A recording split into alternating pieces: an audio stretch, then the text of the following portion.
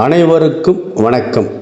ஆடி அமாவாசை அன்று நீங்கள் செய்ய வேண்டியது எங்கே திதி கொடுக்கலாம், எப்படி கொடுக்கலாம், இது அனைத்தும் உங்களுக்கே தெரியும். ஆனால் உங்களுக்கு தெரியாத ஒரு தகவல் சொல்கிறேன். 16 ஆண்டுகளுக்கு ஒரு முறைத்தான் இந்த அமாவாசை வருகிறது. இந்த ஆண்டு, அதாவது வருகின்ற ஆடி அமாவாசை 16 ஆண்டுகளுக்கு கழித்து இப்போது தான் வருகிறது.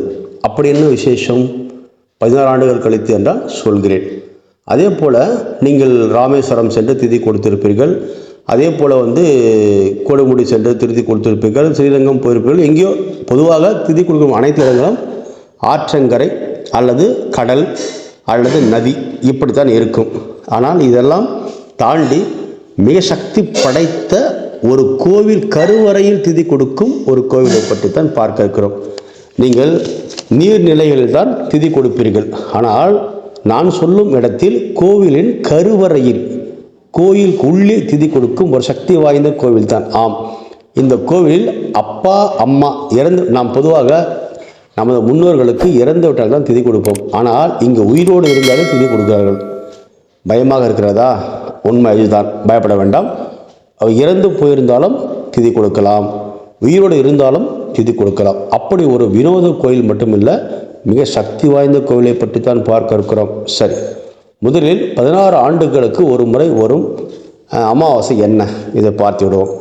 இந்த அமாவாசை பொதுவாக ஆயில்யம் நட்சத்திரத்தில் வருவது ஒரு அதிசயமாகும்.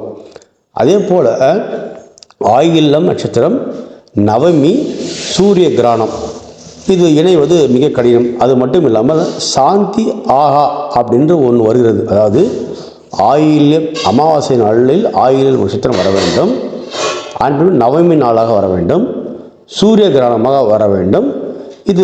இவை அனைத்தும் இணைந்து வருவது மிக கடினமாக இருக்கும். இவை மட்டும் வந்தால் போதாது, அதற்கு நேராக தேபாதம் என்று ஒன்று வர வேண்டும். இவை அனைத்தும் இணைந்து வருவது தான் இந்த அமாவாசை ஆகும். இந்த அமாவாசை நாளில் வழக்கம் போல நீங்கள் சர்ப்பணங்கள், நீர்நிலைகள் கொடுப்பீர்கள். ஆனால் நான் சொல்லும் என்னவென்றால், பரசுராமர் கோவிலில் சென்று நீங்கள் கொடுப்பது மிக சரியாக இருக்கும். ஏன்னா சூரிய கிரகணத்தோடு வருவதால் சாந்தி அடையாத ஆன்மாக்கள் அன்று சாந்தி அடையும். அதே போல் ஒரு மனிதனுக்கு 7 பிறவி இருப்பதாக சொல்கிறார்கள், அல்லது 9 ஜென்மம் இருப்பதாக சொல்கிறார்கள். இவை அனைத்திற்கும் சேர்ந்து இது மிகப்பெரிய ஒரு சர்ப்பணமாக இருக்கும். இது நீங்கள் அங்கே சென்று கொடுங்கள். இது கேரளாவில் தான் இருக்கிறது. கேரளாவில் பரசுராமன் ஆலயம் என்று டைப் செய்தால் கூகுளில் வரும். அந்த கேரளாவில் பரசுராமன் கோவிலுக்கு உள்ளே தான், கருவறையில் தான் இந்த முறையை கடைப்பிடிக்கிறார்கள். அந்த நாள் மிக மிக கூட்டமாக இருக்கும். நள்ளிரவு முதலே திதி கொடுக்க ஆரம்பிப்பார்கள். சரி, கோயில் கருவறையில் திதி கொடுக்க சரியான மிக மிக சரி. உதாரணமாக நாம் இப்போது உணவு சமைக்கிறோம். அரிசி சரியா, அரிசிக்கு அடுத்தது மாவு சரியா, இரண்டும் ஒன்றா என்றால் இரண்டும் இல்லை. இப்போது நெல் சரியா, அரிசி சரியா? நெல்லும் அரிசி ஒன்று தான். ஆனால் எது முதலில் வந்தது? அரிசி தான். அப்போது சாதத்தில் நாம் படைப்பது சிறப்பாக, அதை அரைத்து மாவாக செய்து எள்ளு கலந்து நாம் திதி கொடுப்பது சரியா என்றால், நாம் அரிசியில் திதி கொடுப்பது சரி. அந்த அரிசியில் திதி கொடுக்கும் முறையைத்தான் இங்கே பரசுராமன் கோவில் கடைப்பிடிக்கிறார்கள். சரி, ஏன் பரசுராமன் கோவிலில் கடைப்பிடிக்க வேண்டும் அப்படின்னு அங்கே இருக்கிறது என்றால், பரசுராமன் தன் தாயே கொன்ற ஒரு பழிக்கு அவர் ஆளாகினார். அதன் பின்பு அவர் பெற்ற வரங்களை வைத்து மீண்டும் அந்த தாயை அவர் உயிர் பெற செய்தார். அது வேறு விஷயம். இருந்தாலும் தாயை கொன்ற பாவம் அவருக்கு இருந்தது. அதன் பின்பு தாய்க்கு உயிர் கொடுத்த கதையும் உண்டு. அதெல்லாம் உங்களுக்கு பெரிய கதையாக போய்விடும். ஏனென்றால் அதுக்கு ஒரு நீளமான ஒரு வரலாறு இருக்கிறது. அதன்படி நீங்கள் செய்ய வேண்டியதென்றால், இந்த ஆடி அமாவாசையில் உங்களுக்கு வாய்ப்பு கிடைத்தால் கண்டிப்பாக, இப்போதும் இல்லை எப்போது அமாவாசை வந்தாலும் சர்ப்பணங்கள், திதிகள் இந்த பரசுராமர் கோயில் சென்றால் நேரடியாக ஆத்மாவுக்கு போய் சேரும். தீராத ஆத்மாக்கள் சாந்தி அடையும். சகல விதமான பிரச்சனைகள், ஆத்மாவில் பித்திரு தோஷம், பெரியோர்களின் தோஷம் என அனைத்தும் தீர்ந்து பெரியோர்களின் ஆசீர்வாதம் முழுமையாக கிடைக்கும். முன்னோர்கள் ஆசீர்வாதம் கிடைக்கும். இது அவ்வளோ சக்தி படைத்த ஒரு கோவிலாக இருக்கிறது. இது கோவிலின் கருவறைக்குள் வைத்து இந்த பூஜை நடப்பதால் மிக மிக சக்தி வாய்ந்ததாக இருக்கிறது. அனைவரும் கோயிலுக்கு வெளியே ஆத்தங்கரையில், குளக்கரையில் அல்லது ஓடும் நீரில் தான் செய்வார்கள். அது சரியாக செய்வார்கள். நான் தவறு எதுவும் சொல்லவில்லை, சரிதான், நான் யாரையும் தவறு சொல்லவில்லை. ஆனால் கோவில் கருவறையில் செய்யும்போது அதற்கு நீங்கள் விசேஷத்தை நீங்கள் உணர்ந்து பார்க்க வேண்டும். பரசுராமரின் கோயில் கருவறைக்குள் செய்வது மிக சக்தி படைத்ததாகும். அங்கே சென்று நீங்கள் திதி கொடுங்கள். மிக மிக நன்று. நீங்கள் வாழ்க்கையில் ஒரு முறை கேரளா பரசுராமன் கோயிலுக்கு சென்று நீங்கள் அந்த திதியை கொடுங்கள். நிச்சயமாக எல்லா ஆத்மாக்களும் அதை ஏற்றுக்கொள்ளும். ஜென்ம ஜென்மமாக உள்ள பிரச்சனைகள் எல்லாம் தீரும். இந்த வீட்டில் சில பிரச்சனைலாம் இருக்கும். எப்போது பார்த்தாலும் ஏதாவது ஒரு கஷ்டம் இருக்கும், நஷ்டம் இருக்குது.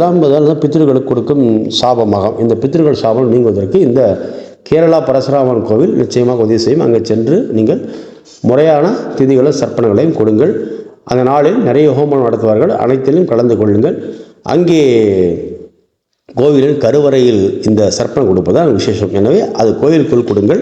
உலகத்திலே இந்த ஆத்ம லிங்கத்துக்கு நிகராக வேறு எந்த லிங்கமும் இல்லை.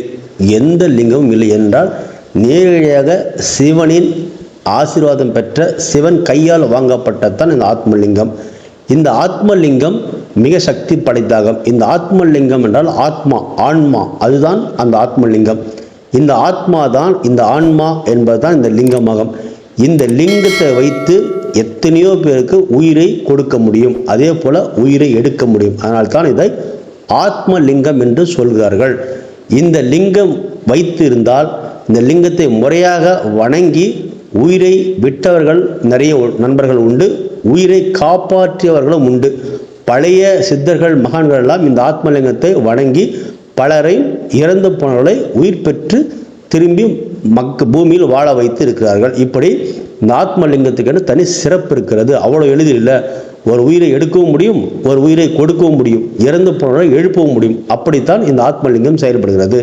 இந்த ஆத்மலிங்கத்தை தேடி எப்படியாவது அதை கைப்பற்றிவிட வேண்டும் என்று இன்றும் பலரும் படையெடுப்பதை நாம் கண்கூட பார்க்க முடியும். ஆனால் அந்த ஆத்மலிங்கத்தை நெருங்கவே முடியவில்லை என்பதுதான் உள்ள ஒரு அதிசயமாகும். முறையாக செய்யுங்கள், சரியாக செய்யுங்கள். நன்றி.